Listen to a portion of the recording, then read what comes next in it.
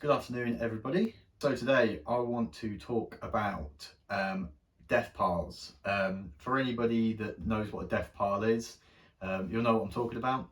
For anyone that doesn't know what a death pile is and why people in the reselling community have them, this video is for you, and talking about should you have a death pile, what the advantages are, what the disadvantages are, and going through everything to do with death piles. So if you like this video, if you learn anything from it, please leave a like, please comment, and please subscribe if you like these tutorial videos and you want to follow the journey as well. So what is a death pile? You may have seen it in other reseller videos, explain, oh, that's my death pile sitting over there. I don't really like the phrase death pile because it's a bit sort of satanic and a little bit dark, but essentially what a death pile is an excess of stock that has not been processed, photographed and listed and stored yet. That is, in layman terms, is what it is. In some other reseller videos you may see them sort of scan around and look at a big pile of clothes or a big shelf in the stock and be like, oh, this is my death pile, but that is essentially what it is. So why do people have death piles? There can be a few reasons. They may have done a lot of sourcing recently and not a lot of listing, so doing one thing but not doing the other. They may be holding back stock that is seasonal, so for example, shorts that are bought in the winter, you're not going to list them in the winter, you're going to wait to the summer to list them. And they may not have a reliable, steady income or steady source of stock.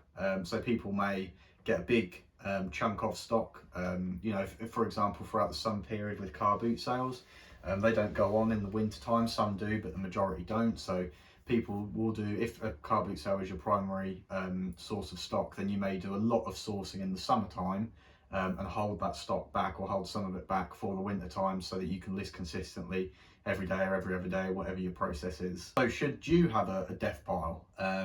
It all depends, really. The first thing I would say is, do you have a reliable, steady income of stock? If you do, then maybe a death pile isn't for you. If you don't, then maybe you should consider it, to make sure that you can list consistently every single day if you don't have a reliable wholesaler or reliable source of steady income of stock. Can you get your seasonal items cheaper?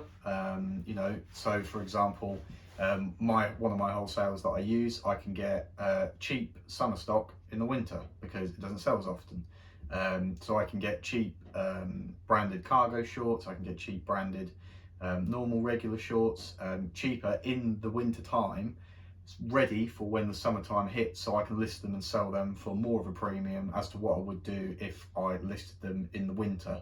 How would having a death pile impact your cash flow?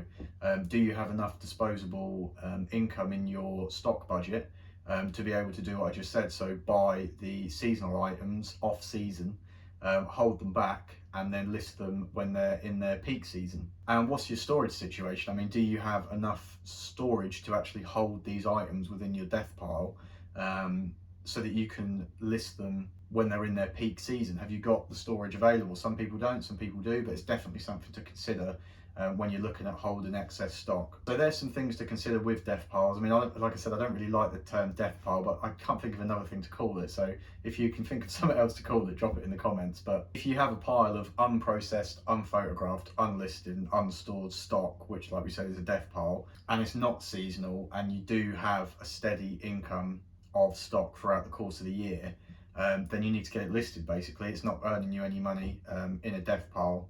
You need to get it listed, you need to get it stored. But if you don't have a steady income stream of stock, then you may need to hold some items back to be able to list consistently. Like I said earlier on in the video, if car boots are your primary source of stock, then you may need to source heavy in the summer and hold some of that stock back in the winter, so that you can list consistently throughout the winter period. If you have the budget available and the storage available to buy the cheaper items, like I said, off season, off peak, and you can hold on to them, you can store them, you have the budget available to list them when they're in their peak season, like buying shorts in the winter, list them in the summer, then maybe a death pile could be for you. So they're just some things I wanted to clear up today. If, like I say, if you learned anything, please leave a like. I like doing these videos just to educate the eBay community with things that I've learned along the way. I'm always still learning, so if you have any thoughts on death piles, please drop them in the comments, and please subscribe. But above all, have fun and have a great evening.